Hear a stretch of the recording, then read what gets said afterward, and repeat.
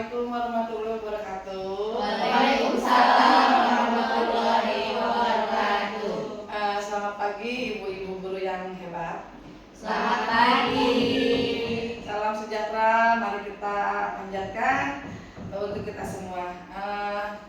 Di sini saya mau mengucapkan terima kasih banyak sama ibu-ibu atas waktunya yang bisa meluangkan untuk saya membuat penerapan modul 1.4 ini ya. Puji syukur marilah kita panjatkan kehadirat Allah Subhanahu wa taala karena berkat rahmatnya kita dapat berkumpul hari ini di ruangan ini. Tak lupa kita juga panjatkan salawat dan salam kepada junjungan Nabi kita Muhammad Sallallahu Alaihi Wasallam beserta keluarganya dan pengikutnya hingga akhir zaman. Nah, Bapak Ibu, pertama-tama di sini saya tidak bermaksud untuk menggurui ibu-ibu ya. Di sini hanya untuk berdiskusi, berkolaborasi, belajar bersama dengan apa yang sudah saya dapatkan selama mengikuti pendidikan guru penggerak yang sudah saya pelajari di modul 1.4 tentang budaya positif gitu ya. Karena ini adalah merupakan bentuk kegiatan aksi nyata saya, tugas saya ya. Makanya saya melakukan pengimbasan kepada Bapak Ibu mengenai materi budaya positif gitu ya Bapak Ibu ya. Nah, biar kita agak rileks santai, kita ice breaking dulu ya. Ya. Ya, kita berdiri.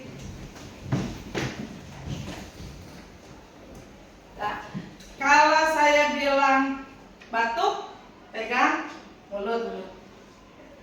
Kalau botak, kepala. Batik, baju. Siap ya? Ya.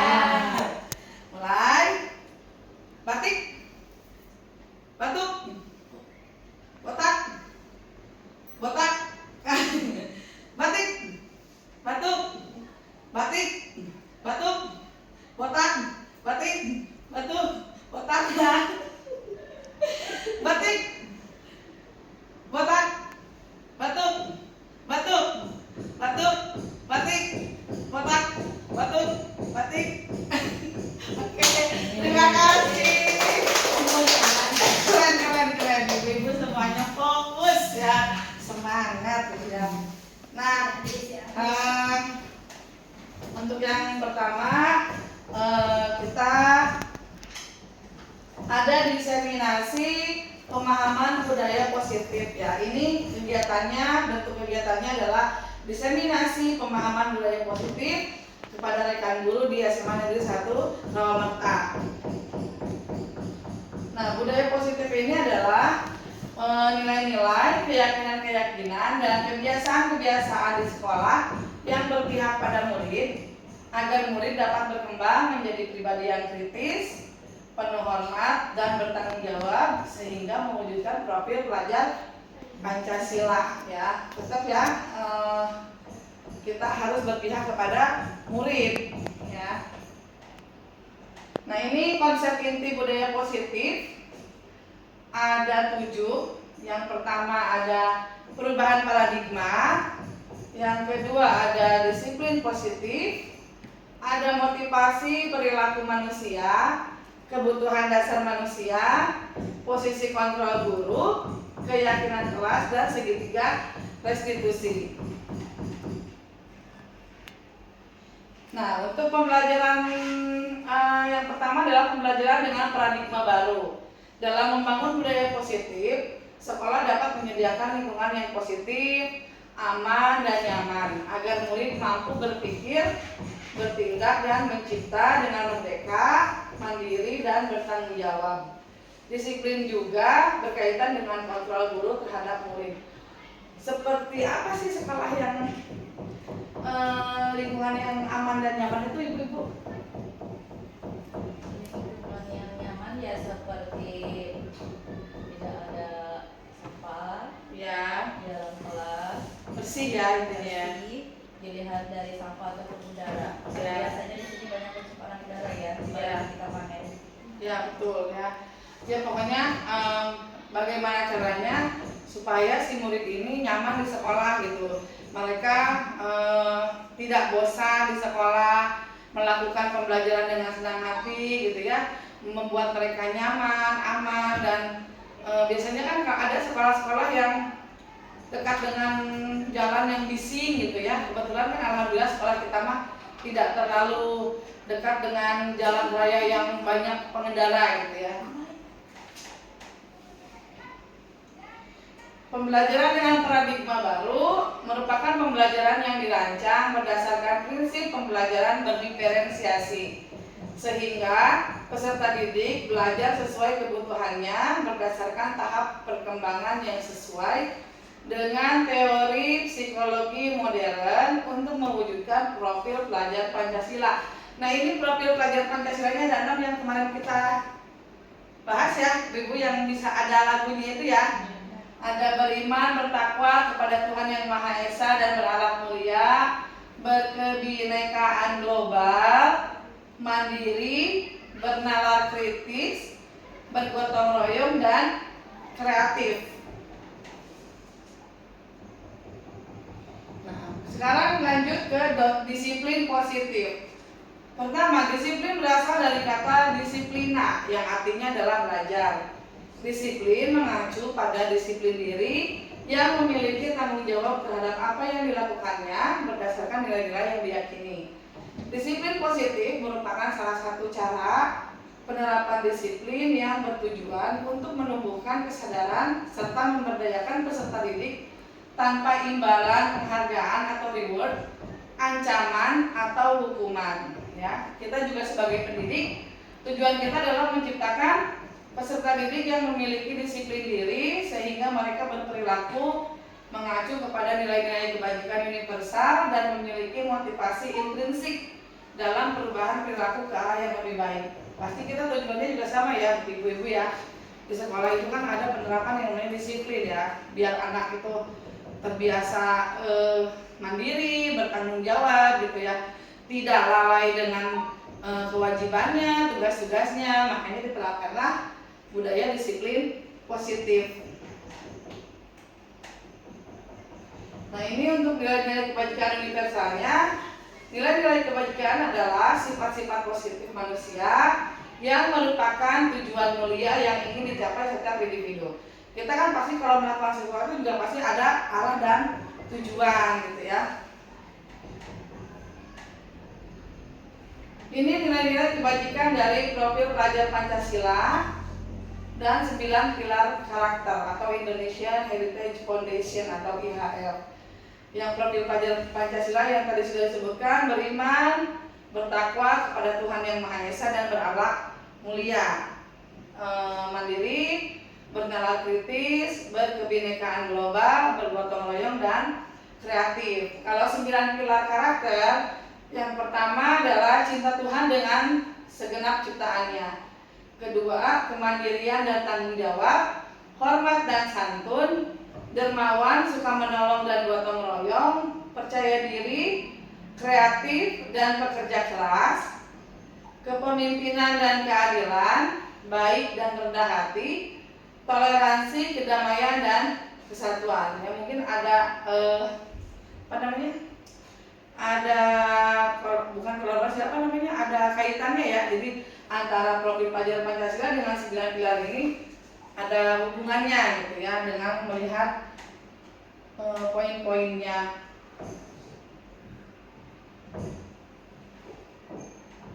Kebutuhan dasar manusia. Kebutuhan dasar manusia adalah segala sesuatu yang kita lakukan untuk mendapatkan apa yang kita inginkan. Kita kan manusia pasti punya kebutuhan ya ibu-ibu ya, banyak malah sekali kebutuhannya. Nah, ini kita harus melakukannya, yaitu tujuannya dengan apa yang akan kita inginkan, apa yang kita mau tuh.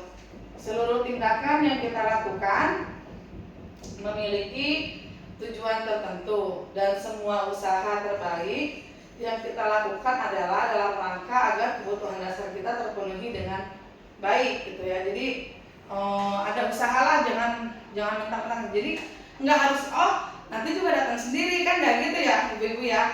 kalau kita mau sesuatu pasti ada usaha, ada pengorbanan gitu yang harus dilakukan. Jadi tidak sia-sia usaha kita gitu ya. Jadi oh berarti apa yang selama ini kita kerjakan ada hasilnya gitu kan, seperti itu. Nah, ini 5 kebutuhan dasar manusia. Ada bertahan hidup atau survival, kasih sayang dan rasa diterima, ada kesenangan, ada kebebasan, dan ada kekuasaan atau penguasaan. Ini 5 dasar kebutuhan manusia. Nah, yang pertama, kebutuhan bertahan hidup. Kebutuhan bertahan hidup itu adalah kebutuhan yang bersifat fisiologis untuk bertahan hidup, misalnya kesehatan, rumah, dan makanan, atau mungkin bisa dikategorikan sandang, pangan, papan ya. Makanan, sandang berarti pakaian ya? Sandang pakaian ya?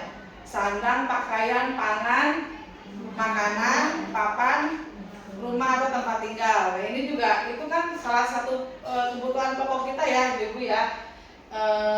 Dengan cara bertahan hidup ya ini juga sama, ada kesehatan, ada rumah dan makanan. Kita juga kan kesehatan benar-benar harus dijaga. Kalau nanti kita sakit kan kita tidak bisa melakukan aktivitas apa-apa gitu ya. Jadi ya ini bertahan hidupnya ya dengan cara menjaga kesehatan gitu kan. Rumah tempat kita tinggal. Kalau kita tidak punya rumah, nanti kita pulang nggak tahu mau kemana gitu. Terus makanan, kita juga tiap hari butuh asupan makanan yang bergizi, makanan yang mempunyai gizi yang bagus gitu ya. Kita juga butuh makanan. Kalau kita nggak makan, ya kita sakit, ujung-ujungnya kesehatannya terganggu juga. Kebutuhan biologis sebagai bagian dari proses reproduksi, termasuk kebutuhan untuk tetap bertahan hidup. Ya sama kebutuhan biologis juga ya. Ibu-ibu sudah mengerti gitu ya kebutuhan biologisnya seperti apa gitu. Komponen psikologis pada kebutuhan ini meliputi kebutuhan akan merasa aman. Nah, kita ini merasa aman mungkin seperti kita butuh perlindungan ya kan ya, kita juga butuh perlindungan. Kalau misalnya kita tidak butuh perlindungan, ya kita dari mana kita segi amannya gitu kan.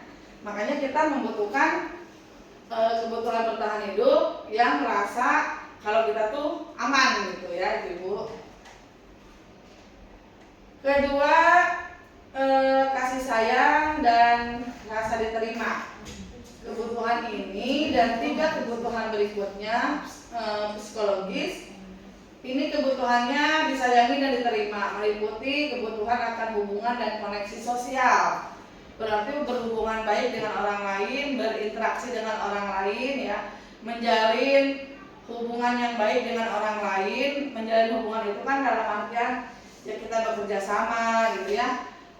Terus kita kan namanya manusia nggak bisa hidup sendiri ya Ibu ya, pasti membutuhkan orang lain gitu. Terus kebutuhan untuk memberi dan menerima kasih sayang, dan kebutuhan untuk merasa menjadi bagian dari suatu kelompok. Nah ini juga kebutuhan untuk memberi dan menerima kasih sayang. Kalau tidak ada kasih sayang, ya nggak bisa gitu kan. Segala sesuatu juga kita punya perasaan ya. Kalau nggak ada kasih sayang, kan katanya ada peribahasa tak kenal maka tak sayang gitu kan. Kalau kita penuh dengan kebencian, ya gimana, susah gitu. Nanti kita untuk berhubungan dengan orang lainnya nggak bisa gitu. Udah benci sama orang gitu. Tapi kalau kita menerima atau memberi kasih sayang kepada orang lain, ada timbal baliknya, kita juga akan mendapatkan ya rasa nyaman yang tersebut tadi. Mau melakukan kegiatan juga enak gitu ya. Terus kebutuhan untuk merasa menjadi bagian dari suatu kelompok. Nah seperti kita ini ada kelompok belajar gitu. Kita juga akan membutuhkan ya ibaratnya harus ada bisa dibilang pengakuan atau validasi. Oh saya juga masuk kelompok ke situ gitu. Dan kita juga harusnya si kelompok itu, oh iya dia tuh kelompok kita gitu. Jadi seolah-olah kita tuh diakui gitu sama kelompoknya. Terus kebutuhan ini juga meliputi kebutuhan untuk tetap terhubung dengan orang lain seperti teman, keluarga, pasangan hidup, teman kerja. Nah ini juga hubungan dan koneksi sosial lagi, balik lagi ke hubungan dan koneksi sosial pasti akan berhubungan berinteraksi dengan orang lain. Kalau di rumah mungkin kita sama orang tua, sama pasangan, sama anak gitu ya, atau sama tetangga-tetangga. Kalau di tempat kerja dengan teman-teman kerja gitu, dengan di sekolah dengan siswa gitu kan. Jadi banyak gitu kita berhubungan dengan orang ini itu tidak hanya satu atau dua orang saja gitu. Yang ketiga, kekuasaan atau penguasaan, kebutuhan pengakuan atas kemampuan. Kebutuhan ini berhubungan dengan kekuatan untuk mencapai sesuatu, menjadi kompeten, menjadi terampil, diakui atas prestasi dan keterampilan kita, didengarkan dan memiliki rasa harga diri. Nah ini juga berhubungan dengan kekuatan untuk mencapai sesuatu, menjadi kompeten, menjadi terampil. Kita juga kalau penguasaan itu mungkin penguasaan dalam hal bidang pengetahuan seperti itu ya, dalam bidang pekerjaan. Jadi kitanya menjadi seorang yang terampil, menjadi seorang yang berkompeten gitu, jadi ahli, diakui atas prestasi dan keterampilan kita, didengarkan. Nah ini juga didengarkan, kita butuh kalau menyalurkan pendapat gitu ya, kita juga kan maunya didengarkan ya, tapi kita juga tidak boleh egois, kita juga harus mendengarkan orang lain gitu, dan memiliki rasa harga diri gitu. Ya iya, kalau harga diri pastilah gitu ya, semua juga ingin dihargai.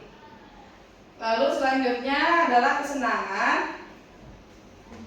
Kesenangan ini kebutuhan untuk merasa senang. Kebutuhan akan kesenangan adalah kebutuhan untuk mencari kesenangan, bermain dan tertawa. Ya seperti yang sering kita lakukan kalau misalnya lagi waktu luang ya ibu-ibu ya ngobrol, ya bercanda gitu, menghilangkan sejenak penat yang ada gitu ya. Ya anggaplah kita itu hiburan buat kita gitu ya ngobrol, ya ketawa ketiwi, ya bercanda gitu ya. Terus makan yang kita sukain, apalah ngarujak lah apa, itu juga kan bukti dari sebetulnya kita butuh loh seperti itu gitu. Karena kalau kita tidak seperti itu, kita stres sendiri gitu ya.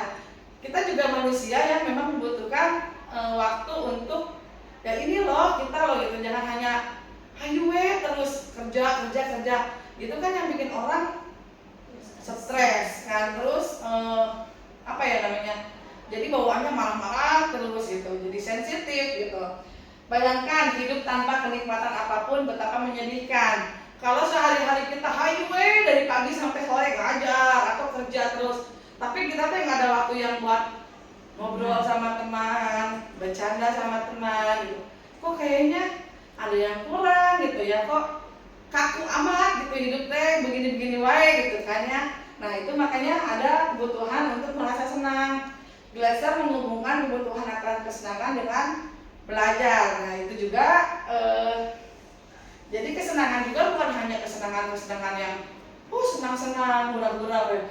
Enggak, kita juga kan kalau misalnya bercanda, ngobrol, tetap kita pasti membicarakan seputar pembelajaran juga gitu ya. Cuman ya kita kan diselingi dengan bercanda gitu, ngobrol, tertawa gitu ya ibu ya. Kalau nggak gitu kita stres, jenuh ya betul. Yang selanjutnya ada kebebasan. Nah ini kebebasan, kebutuhan akan pilihan. Kebutuhan untuk bebas adalah kebutuhan akan kemandirian, otonomi, memiliki pilihan, dan mampu mengendalikan arah hidup seseorang. Ya, anak-anak dengan kebutuhan kebebasan yang tinggi menginginkan pilihan. Mereka perlu banyak bergerak, suka mencoba-coba, tidak terlalu terpengaruh orang lain, dan senang mencoba hal baru dan menarik. Nah ini mungkin di kita ya, anak-anak kita ya, itu kan anak SMA, usia yang lagi labil-labilnya ya. mereka itu pasti selalu ingin mencoba hal yang baru gitu. Tapi ya itu tadi, kadang-kadang anaknya juga karena saking penasarannya dengan hal baru tersebut, mereka kadang-kadang tidak bisa memilah gitu. Ini tuh yang harus dicoba ini tuh bener nggak sih gitu, bagus enggak, atau hal yang positif bukan gitu. Nah, highway yang penting mah mencoba, yang penting mah udah nyobain bu. Tapi kan kita nggak harus begitu ya ibu ya. Ini juga bebas dalam artian bebas yang apa ya? Bebas yang ada batasannya gitu, enggak yang wah bebas gitu ya, diabur gitu, free gitu, enggak gitu. Kebebasan tapi akan ada batasannya. Jadi di mana kita juga tahu, walaupun kita punya keinginan untuk bebas, tapi ini loh, ini tuh tidak boleh begini, ini tidak boleh begitu, gitu ya ibu-ibu ya. Nah, yang selanjutnya ada motivasi perilaku manusia. Pertama, mendapat imbalan atau penghargaan dari orang lain. Murid melakukan disiplin diri karena ia ingin mendapatkan imbalan. Nah, biasanya kalau misalnya murid itu, kadang murid ada yang suka beda-beda ya karakternya ya. Ada yang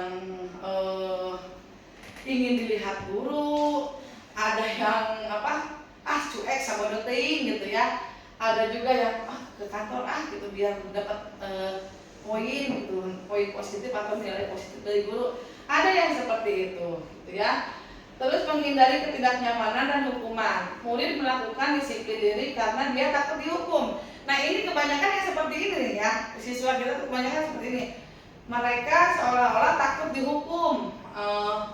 Misalnya contohnya ya jangan jauh-jauh kalau pagi kesiangan. Ya, karena kita 6.45 kan kita sudah ditutup ya, ibu-ibu ya gerbangnya. Nah, mereka itu kan akhirnya bangun lebih pagi ya karena takut dihukum. Pasti ada arah ke sana gitu loh. Ayo jangan kesiangan. Nanti kalau kesiangan dijemur di lapangan. Kan pasti kemarin begitu ya. Nah, itu menghindari ketidaknyamanan dan hukuman gitu. Terus yang ketiga, menghargai nilai-nilai kebajikan diri sendiri. Murid melakukan disiplin diri karena adanya kesadaran untuk menghargai dirinya sendiri dan menjunjung tinggi nilai kebajikan dalam dirinya. Ini yang lebih bagus gitu. Jadi mereka melakukan disiplin positif itu karena ya memang ya untuk diri saya sendiri gitu. Nanti kedepannya supaya saya terbiasa untuk berdisiplin ya mandiri, karena bukan karena keterpaksaan gitu. Memang sih awalnya pasti merasa terpaksa gitu ya. Kan katanya sesuatu yang dipaksakan katanya akan terbiasa. Ya akan terbiasa gitu. Tapi kan ini kan walaupun dipaksa juga, ini kan buat kebaikan mereka gitu, buat kebaikan anak-anak gitu. Kenapa seperti itu? Pada saat ini kalian di sekolah seperti ini diberlakukan disiplin. Masuk jam 7 kurang 15 harus sudah masuk ke sekolah. Kenapa? Nanti pada saat kalian sudah masuk dunia kerja, kalian akan merasakan, pasti kan seperti itu ya Ibu ya. Kalian akan merasakan gimana rasanya masuk kerja. Apalagi kalau di perusahaan ya ada shift 1, shift 2, shift 3, yang dimana shift 1 jam 6:30 sudah masuk. Saya sering bilang kan anak, coba dari sekarang, kenapa sekolah selalu menerapkan disiplin? Agar kalian terbiasa gitu. Memang awalnya kepaksa, tapi lama-lama juga kalian enggak kok gitu kan. Karena apa? Kalau di sekolah mah yang apa-apa, terlambat paling dihukum. Coba kalau kalian di dunia kerja, ada perusahaan yang menerapkan peraturan kalau si karyawannya terlambat pasti potong gaji. Ke situ kan. Ya. Jadi anak-anak mikir, oh iya ya Bu ya gitu. Berarti benar kita harus bangun pagi gitu kan. Terus masuk juga tepat waktu, ya pulang juga tepat waktu gitu ya ibu-ibu ya. Nah, ini ada teori motivasi perilaku manusia. Yang pertama, untuk menghindari ketidaknyamanan atau hukuman. Jadi pertanyaannya, apa yang akan terjadi apabila saya tidak melakukannya?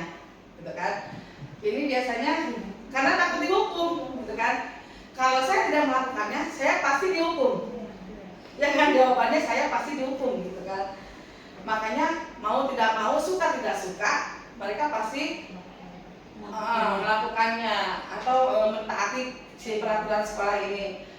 Nah, ini termasuk ke dalam motivasi eksternal ya. Yang kedua, mendapatkan imbalan dari orang lain atau institusi. Jadi ada di pikiran mereka, oh saya sudah melakukan nih, kira-kira saya dapat apa ya? Kira-kira dapat komisi nggak ya? Kira-kira dapat apa ya? Dapat pujian kah? Dapat hadiah kah? Kan gitu ya mikirnya.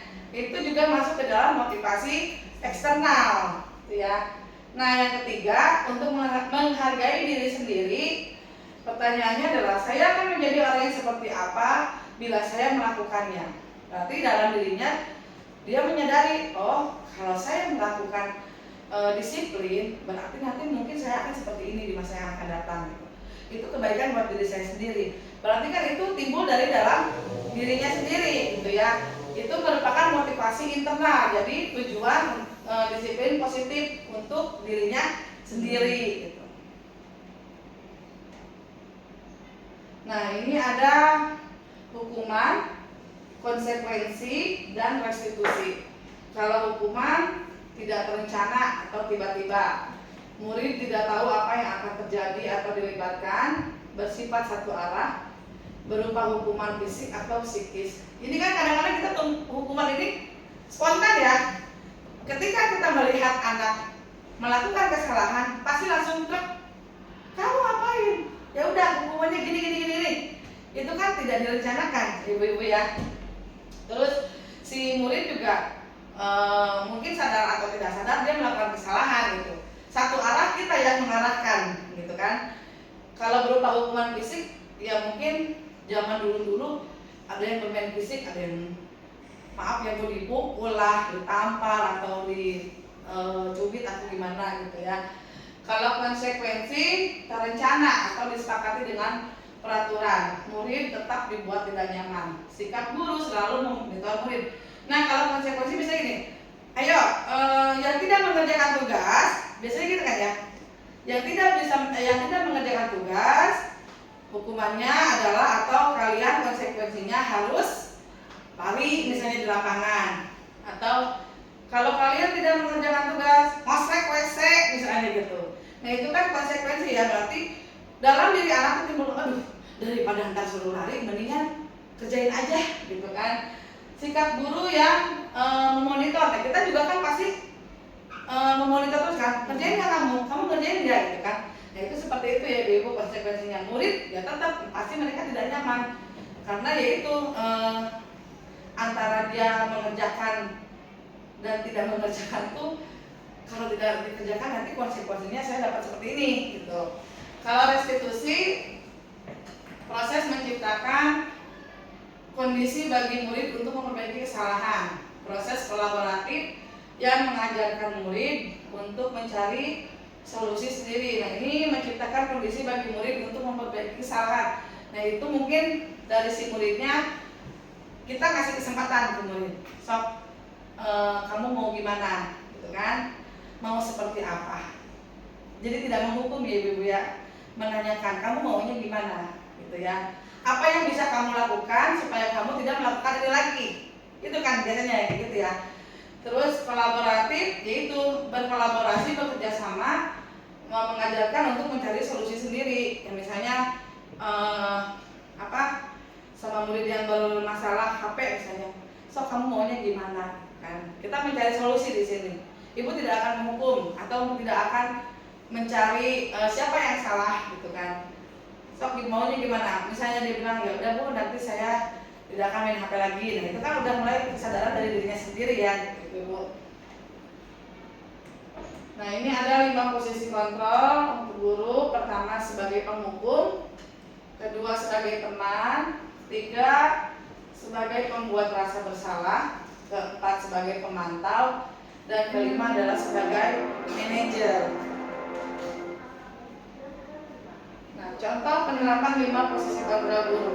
Kasusnya adalah siswa tidak memakai atribut lengkap saat upacara seperti topi, dasi. Kan kita juga suka menemukan kasus seperti itu ya ibu ya, setiap hari Senin gitu. Walaupun makin kesini sudah mulai berkurang jumlah siswa yang melanggarnya. Nah, ini adalah hormat pada bendera selama 1 jam. Berarti ini adalah tipe guru penghukum. Kamu misalnya, kamu nggak pakai topi, hormat sok ke bendera 1 jam. Itu berarti kan namanya penghukum ya, anak dihukum gitu. Terus yang kedua, kita bertanya, berapa kali ibu harus memberitahu kamu selalu saja mengecewakan ibu. Ya kan? Kita kan suka bilang, ibu kan udah ngomong berapa kali sama kamu, kenapa sih kamu nggak didengerin kalau ibu ngomong, itu kan? Nah, ini masuk ke dalam membuat merasa bersalah. Tuh. Dengan kasus yang sama, ada lagi, ayo dong ikutin aturan sekolahnya, tolong bantu ibu ya sekali ini aja. Ya udah nggak apa-apa, lain kali jangan sampai berbuat seperti ini lagi. Nah, ini adalah posisi guru sebagai teman. Jadi melakukan pendekatan kepada murid seolah-olah seperti dengan teman sendiri gitu. Ya itu tadi misalnya jangan kayak gitu lagi ya, atau misalnya ikutin ya aturan sekolah, jangan dilanggar lagi gitu. Terus kamu sudah melanggar peraturan sekolah, kamu tahu konsekuensinya. Setelah upacara, kamu beli atribut ya ke koperasi dan jangan diulangi lagi. Nah, ini adalah tipe guru sebagai pemantau. Jadi dia sudah memberitahukan konsekuensi kamu kalau nanti tidak, minggu depan kalau kamu tidak memakai topi lagi, maka konsekuensinya adalah seperti ini. Gitu. Nanti supaya kamu tidak dihukum atau tidak melanggar lagi, ayo beli sana ke koperasi. Gitu kan? Kita mengarahkan untuk membeli atribut gitu ya. Nah, ini yang kelima, dengan kasus yang sama, apakah kamu tahu kesalahanmu? Kira-kira bagaimana kamu memperbaiki kesalahan kamu? Ini adalah tipe guru sebagai seorang manajer. Jadi guru menanyakan nih ke siswa, kamu tahu nggak kesalahan kamu apa? Kan? Kalau anaknya jawab, iya bu tahu, saya nggak pakai topi waktu upacara. Nah, berarti sudah mulai itu ya bu ya. Terus bagaimana kamu memperbaiki kesalahan kamu? Misalnya anaknya bilang, ya bu nanti minggu depan saya akan memakai topi. Nah, itu berarti kita sudah berlaku sebagai seorang manajer gitu ya. Nah, menurut ibu-ibu kita itu harus berlaku seperti seorang apa? Manajer ya, karena ibaratnya kita tidak menghukum ya, tidak membuat anak merasa bersalah, terus tidak juga sebagai teman karena ada batasan antara guru dengan murid gitu ya. Pemantau juga ya sama aja seperti yang poin-poin yang tadi. Jadi yang paling tepat itu kita harus sebagai seorang manajer. Nah, sekarang kita ke keyakinan kelas. Mengapa keyakinan kelas? Mengapa tidak peraturan kelas saja? Di sini ada pertanyaannya pemantik. Mengapa kita memiliki pengaturan tentang penggunaan helm pada saat mengendarai kendaraan roda 2? Jawabannya biar kita aman, melindungi kepala ya ibu-ibu ya. Terus apa lagi? Mentaati peraturan ya, biar nggak ditilang polisi juga. Tapi sebetulnya sih poin yang penting itu agar kepala aman, terlindungi ya, amit-amit gitu suatu saat ada apa-apa gitu kan ya, kan ada helm gitu ya. Terus biasanya nanti orang yang sudah terbiasa melakukan helm, ketika kita tidak menggunakan helm, kok asa ada yang kurang gitu ya, berasa kok enteng kepala. Saya pernah ngalamin gitu pas lagi jalan, kok apa ya ini ya, kok enteng banget, jadi kayak angin tuh masuk semua ke sini pas begini. Oh nggak pakai helm gitu. Jadi kan berasa ya kalau orang yang sudah terbiasa memakai helm pasti nggak enak gitu kalau nggak pakai helm gitu ya. Nah, yang kedua, waktu pandemi kemarin, mengapa kita memiliki peraturan penggunaan masker dan mencuci tangan setiap saat? Ya. Iya, supaya tidak tertular, karena pada saat pandemi itu kan virusnya menempel gini aja langsung kan nempel aja gini, langsung kita kena ya. Terus masker, kita kan berinteraksi dengan orang berhadap-hadapan gini ya, ada takutnya ya kita kan nggak tahu orang yang di hadapan kita tuh apakah mereka sehat atau ada sesuatunya kan kita nggak tahu. Masa iya kan kita kalau menanyain, Bu Ibu penyakitan nggak, kan nggak gitu ya. Ibu sehat nggak mungkin kan kayak gitu. Nanti yang ada orang yang di hadapan kitanya malah tersinggung gitu ya. Kalau menggunakan masker kan kita ada alasan gitu kan. Selain untuk kesehatan juga, kita melindungi diri kita juga. Dalam berkendaraan juga kan kayaknya mungkin karena kita terbiasa pakai masker, jadi si debu yang kan kita bawa motor tuh debunya ya, asapnya gitu, itu juga kan bisa melindungi pernapasan kita kan gitu. Cuci tangan juga kalau dulu zaman apa pandemi corona sampai berapa kali ya, asal dari luar cuci tangan, saya juga ngalamin kayak gitu berapa kali cuci tangan gitu ya. Mungkin karena kitanya juga ada rasa ketakutan gitu ya, terus kitanya juga jangan sampailah gitu terkena gitu. Sebisa mungkin kita melindungi diri kita sendiri gitu ya Ibu. Nah, keyakinan kelas adalah nilai-nilai kebajikan atau prinsip-prinsip universal yang disepakati bersama secara universal, secara umum ya Ibu, lepas dari perbedaan agama, suku, negara, dan bahasa. Berarti dalam kelas itu kan kita anak-anak kita tuh berbeda ya, karakternya berbeda, terus agamanya mungkin ada yang berbeda, terus apalagi sukunya ada yang berbeda juga ya. Mungkin dari bahasa juga ada yang tidak mengerti bahasa Sunda karena terbiasa memakai bahasa Indonesia gitu. Nah ini dibuatlah nilai-nilai kebajikan ya, jadi tidak memandang oh si ini mah orang Sunda ya udahlah pakai bahasa Sunda weh, nggak kayak gitu ya. Oh si ini mah Islam ya udah Islam aja. Jadi kita universal secara menyeluruh gitu ya.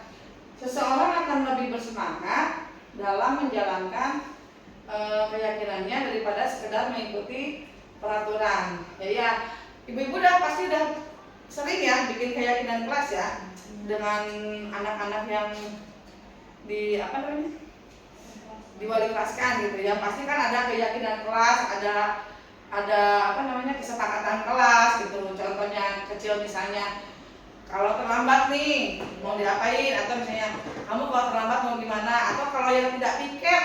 Nah, hal-hal yang kecil aja dulu. Ayo yang piket, yang tidak piket konsekuensinya apa misalnya, kan gitu ya. Atau misalnya yang misalnya dalam 1 bulan absennya masuk terus misalnya, gitu kan. Itu kan jadi anak tuh bersemangat gitu ibu-ibu ya, nggak yang males wali kelasnya kayak gitu kan. Jadi kita sebisa mungkin menciptakan di kelas tuh supaya anak tuh tetap bersemangat ya. Jadi mau berangkat ke sekolah tuh nggak malas-malasan gitu. Ayo ke sekolah gitu, resep di sekolah gitu ya Bu. Nah ini bagaimana pembentukan keyakinan kelas bersifat abstrak berupa pernyataan universal. Pernyataan ya bukan pertanyaan tapi pernyataan ya, dibuat dalam bentuk positif. Nah ini biasanya kalau dalam bentuk positif itu jadi si anaknya juga merasa nyaman gitu ya di kelas tuh. Terus sedikit aja, nggak usah banyak-banyak. Kan kalau banyak-banyak terima jadi seolah-olah kayak peraturan ya, bukan keyakinan kelas gitu. Terus sesuai dengan kondisi kelas dan sekolah agar mudah diterapkan. Lalu semua warga kelas dilibatkan saat membuat peraturan. Nah ini pada saat kita membuat keyakinan kelas, usahakan satu kelas itu murid-muridnya sepakat semua. Mereka yang membuat pernyataan, mereka yang menyepakati juga, dan mereka juga yang akan menjalankan gitu. Jangan sampai ada salah satu dari semua siswa itu yang merasa keberatan atau merasa kayaknya nggak enak deh gini gitu. Jangan sampai seperti itu ya ibu ya, karena keyakinan kelas itu diciptakan untuk supaya kelasnya juga kondisinya aman, nyaman gitu. Nah yang terakhir ada segitiga restitusi, suatu proses dialog yang dijalankan oleh guru agar dapat menghasilkan murid yang mandiri dan bertanggung jawab ya. dialog dengan murid ya. Biasanya kalau dialog dengan murid kita gimana gitu ya, mungkin kalau murid membuat kesalahan ya kita nggak harus langsung ngejudge kamu itu salah, nggak gitu ya ibu ya. Nah ini ada gambarnya segitiga restitusi. Ada pertanyaan, kamu tentu punya alasan mengapa melakukan itu. Itu adalah validasi tindakan yang salah. Adakah cara yang lebih efektif untuk mendapatkan apa yang kamu butuhkan? Lalu keyakinan keras apa yang telah kita sepakati? Kamu ingin menjadi orang yang seperti apa? Nanti kita bahas satu-satu. Ini yang pertama ada menstabilkan identitas, ya. Jadi berdasarkan prinsip membuat kesalahan adalah bagian dari proses pembelajaran. Tidak mungkin dong setiap hari murid itu bener terus, ya, lempeng gitu. Kok kayaknya kita juga jenuh ya kalau kayak gitu ya, tidak ada variasi gitu ya. Sampai anak-anaknya saroleh amat gitu ya, tidak pernah melakukan kesalahan. Jadi kita juga kok asa aneh gitu ya. Tapi pasti setiap hari, ya walaupun nggak setiap hari, adalah pasti anak yang membuat kesalahan atau berbuat melanggar peraturan gitu ya. Nah itu adalah bagian dari proses pembelajaran gitu. Guru berkata berbuat salah itu wajar. Wajar mungkin kalau batasannya masih dianggap tidak melanggar norma-norma yang keluar dari ajaran gitu ya. Terus tidak ada manusia yang sempurna. Memang tidak ada manusia yang sempurna. Jadi kita bilang ya iya, karena bagian dari proses pembelajaran nggak ada tuh manusia yang sempurna. Semua orang juga pasti pernah melakukan kesalahan gitu ya. Terus ibu tidak mau mencari siapa yang salah. Ibu ingin mencari solusi dari permasalahan ini ya. Jadi kita bilang nih ke anaknya, sekarang mah ibu tidak akan menyalahkan kamu. Di sini ibu tidak akan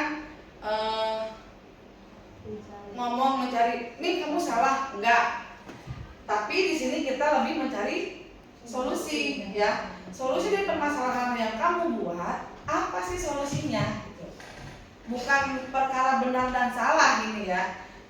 Dan yang terakhir, kamu berhak merasa begitu.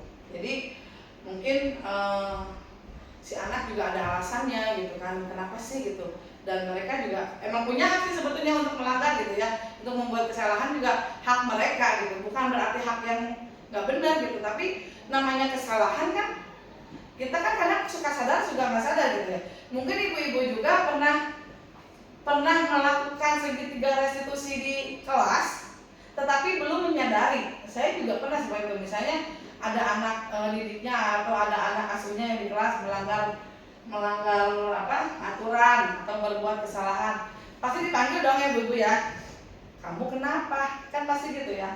Mungkin ibu-ibu juga pernah menerapkan si segitiga restitusi ini, cuman karena belum tahu tentang materi ini, jadi tidak menyadari gitu. Terus yang kedua adalah validasi tindakan yang salah. Berdasarkan prinsip, setiap perilaku berupaya memenuhi suatu kebutuhan tertentu. Ya betul, jadi ada perilaku orang juga pasti dia ingin terpenuhi kebutuhannya gitu ya ibu. Guru berkata, kamu pasti punya alasan mengapa kamu melakukan hal itu, ya kan? Jadi pasti bisa anak nggak mungkin nggak ada asap kalau nggak ada api gitu. Ini anak kenapa kok tiba-tiba, nggak mungkin tiba-tiba mereka melakukan seperti itu gitu ya. Yang kedua, padahal kamu bisa melakukan yang lebih buruk dari ini ya. Maksudnya dari kesalahan yang sekarang itu gurunya bilang kamu juga pasti bisa kok melakukan kesalahan yang lebih fatal dari yang sekarang gitu ya. Tapi kan nggak seperti itu gitu. Kamu patut bangga karena telah melindungi sesuatu yang penting buatmu ya. Jadi dia melindungi dirinya sendiri atau melindungi ada hal yang penting yang harus dilindungi tuh. Kamu melakukannya karena mempertahankan sesuatu yang penting bagimu. Ini juga ada kan seperti ini. Banyak kan misalnya ada anak yang berkelahi, ya bu si ininya, saya kan gak suka gini-gini. Nah itu kan pasti yang seperti itu kan dia mempertahankan dirinya gitu ya. Nah, yang ketiga menanyakan keyakinan. Berdasarkan prinsip teori kontrol bahwa pada dasarnya kita termotivasi secara intrinsik gitu ya Ibu. Nah, guru berkata, apa keyakinan kelas kita? Nah, setelah tadi dua tindakan yang tadi dilakukan, maka ini yang terakhir adalah kita tanya. Kan kita sudah membuat keyakinan kelas ya. Kita tanya nih ke si anak ini, kamu tahu nggak keyakinan kelas kita apa aja? Ditanya kan.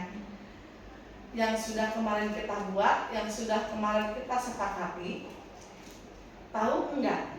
Gitu kan. Terus nilai-nilai apa yang telah disepakati bersama? Apa sih yang sudah disepakati? Gitu ya. Seperti apa gambaran sebuah kelas yang ideal menurut kamu? Menurut kamu nih, kelas yang menurut kamu ideal, kelas yang menurut kamu bisa membuat kamu nyaman, itu tuh seperti apa?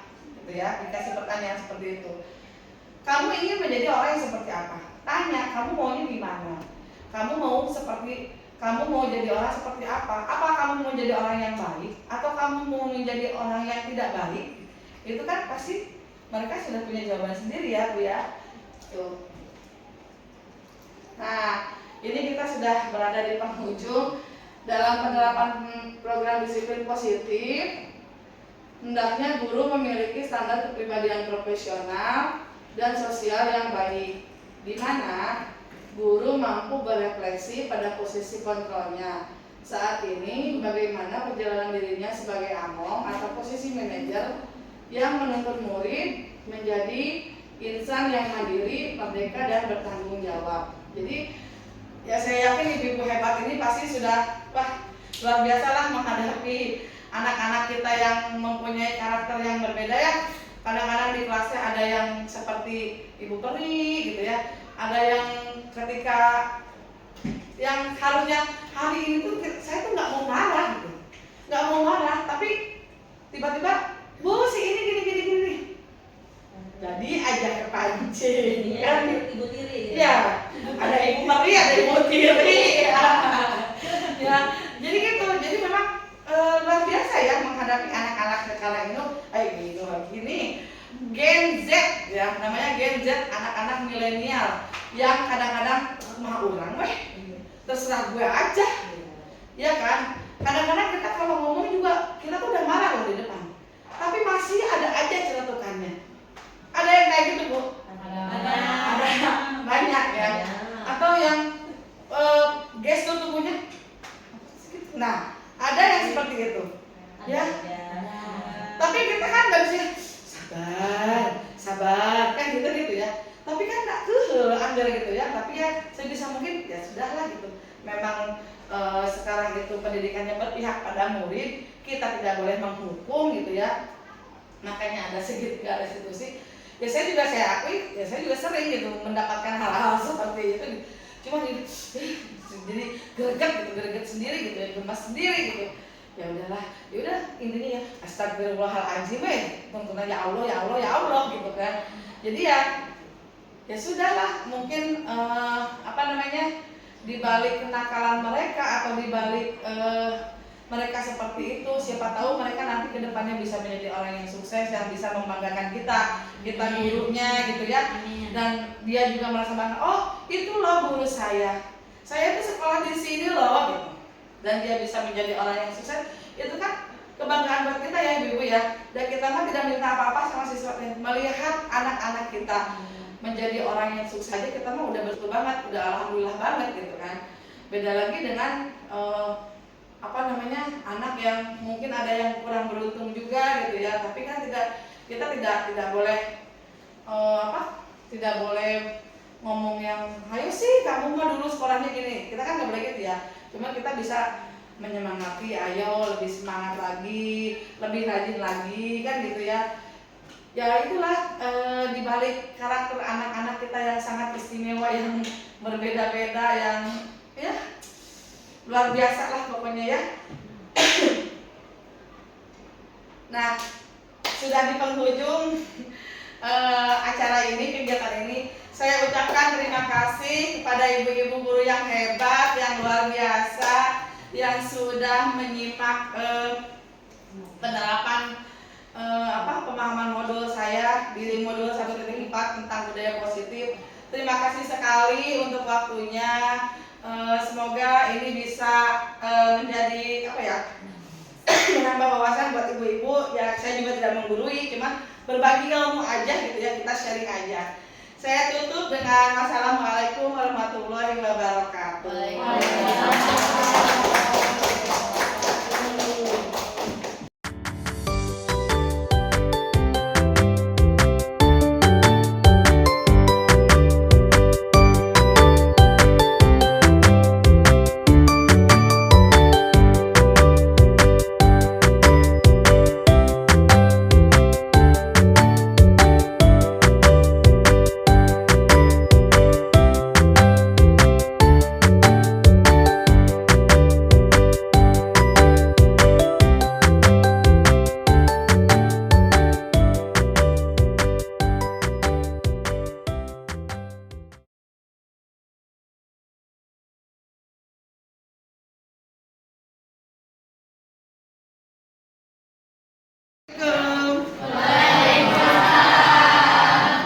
Selamat siang. Apa kabar kalian hari ini?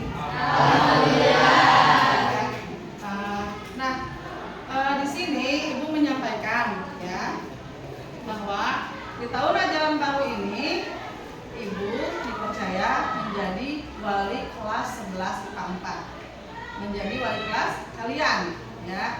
Ibu harap 1 tahun ke depan, terhitung mulai dari hari ini, kita bisa bekerja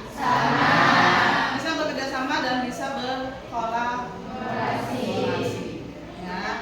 Satu hal lagi yang harus kalian tahu, kalau ada apa-apa, kalau ada masalah apa-apa, tolong jangan cerita ke siapapun. Cerita itu, jangan sampai ibu tahu dari ibu ngomong kayak gitu ya. Oke? Sekarang kita bikin kesepakatan kelas terlebih dahulu.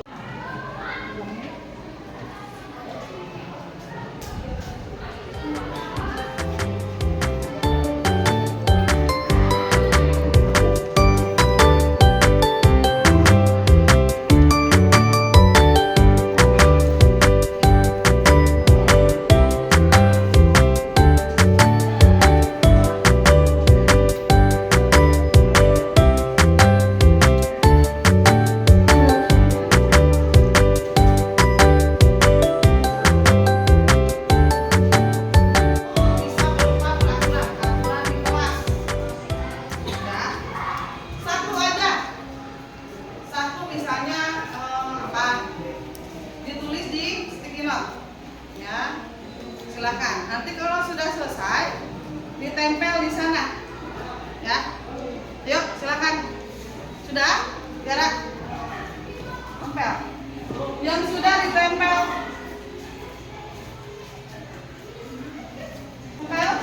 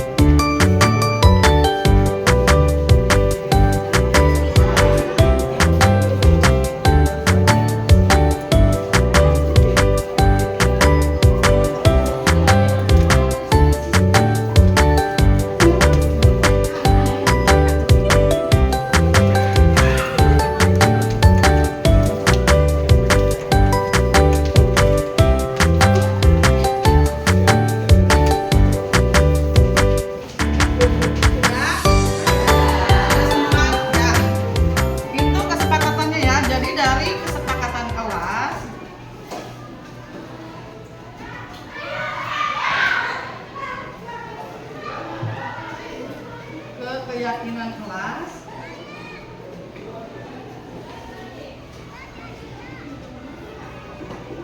nanti dari kesepakatan dan keyakinan ini kita akan memperoleh nilai kebajikan.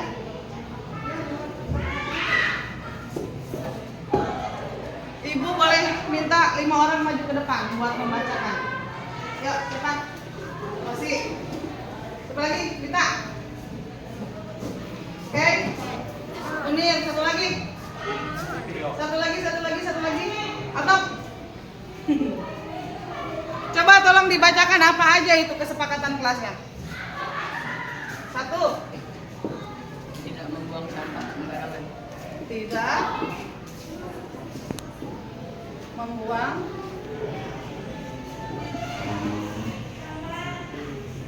sampah sembarangan.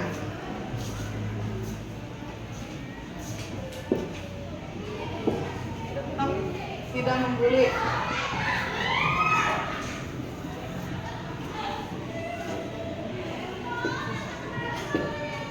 Mit. Oke, lah apa? Tidak makan di kelas. Mit apa mit? Jangan buang sampah di kolong meja. Apa lagi? Tidak menyela saat orang lain berbicara. Tidak menyela Saat orang lain berbicara.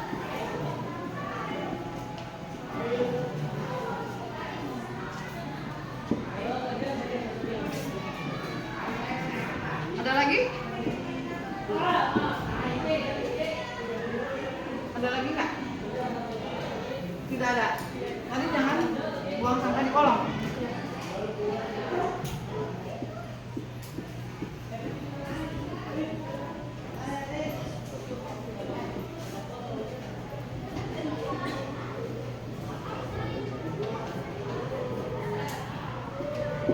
Nah, dari kesepakatan kelas ini kan ada bahasa tidak, dan jangan. Ya, kita baru berganti ke keyakinan kelas. Bagaimana caranya? Ini si kata tidak ini tidak dicantumkan. Ya, tidak membuang sampah sembarangan dengan jangan buang sampah di kolong meja sama nggak? Intinya tetap sampah kan? Berarti kan kalau membuang sampah di kolong meja sama aja membuang sampah sembarangan. Berarti keyakinan kelasnya apa? Membuang sampah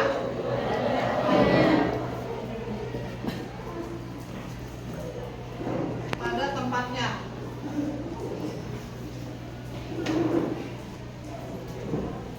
Ini berarti sama ya. Tidak membuli. Menghormati.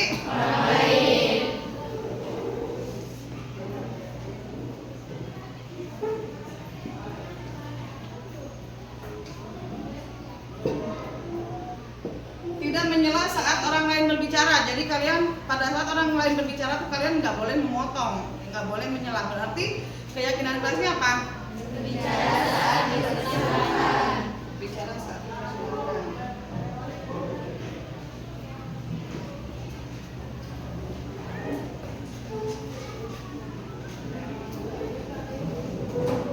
Nah, yang keempat, oh harusnya tadi 3 dulu ya, ini nggak apa-apa deh. Tidak makan di kelas. Berarti ini tuker ya. Tidak makan di kelas.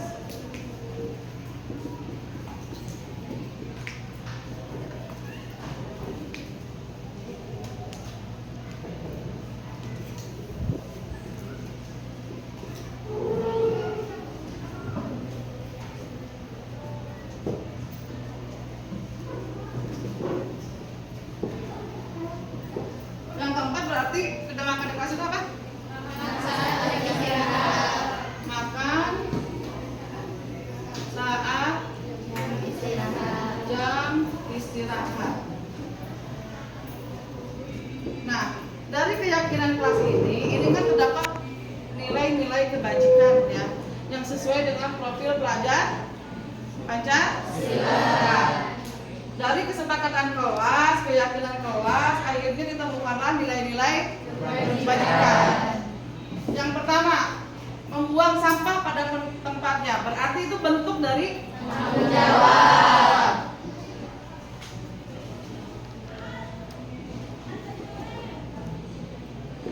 Terus yang kedua, berarti kalian harus menghormati orang lain, menghormati teman kalian di kelas. Bukan hanya di kelas, tapi di seluruh siswa yang ada di sekolah ini, ya.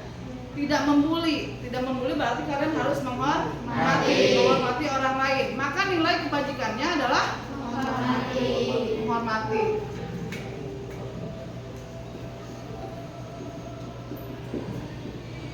Yang ketiga, tidak menyela saat orang lain berbicara. Artinya kalian pada saat orang lain berbicara tidak boleh memotong pembicaraan orang tersebut.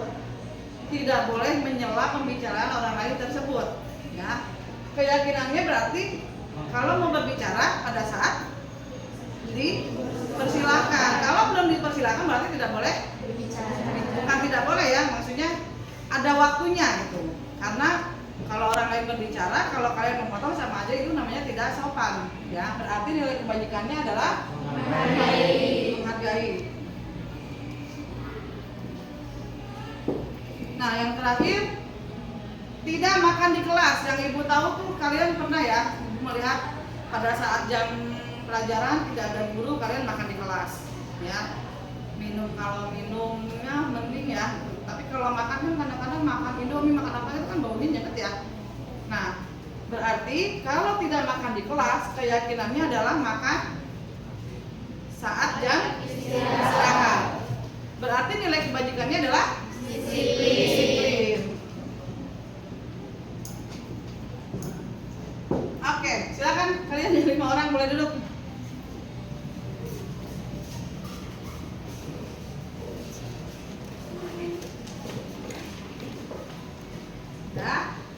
Nah, dari kesepakatan kelas, keyakinan kelas, akhirnya ditemukanlah nilai-nilai kebajikan. Ya. Ibu harap ini yang sudah kita sepakati. Kalian sepakat dengan ini? Sepakat. Ibu harap kalau kalian sudah sepakat, ya. Jadi ini adalah yang harus diterapkan di kelas ini selama 1 tahun depan. Gitu ya. Konsekuensinya apa kalau melanggar? Hukuman, jangan dihukum. Kalau ngedengar kata hukuman tuh kayaknya berat gitu. Konsekuensinya apa kalau melanggar? Ya, nanti akan ada konsekuensinya kalau memang kalian ada yang melanggar dari kesepakatan kelas yang sudah kita buat. Ya, ibu harap kalian dan ibu bisa bekerja sama untuk 1 tahun ke depan, bisa berkolaborasi, ya, bisa saling bertukar pendapat, ya, bisa saling sharing, ya. Jadi ada yang merasa keberatan nggak dengan ini? Tidak ya? Berarti benar-benar sudah sepakat ya? Oke, baik. Kalau sudah sepakat, udah ya, fix berarti ini deal ya. Kita terapkan di kelas 11 IPA 4. Oke, siap. Kalau begitu sudah selesai kesepakatan kelas kita. Terima kasih kerjasamanya. Wassalamualaikum warahmatullahi wabarakatuh. Waalaikumsalam.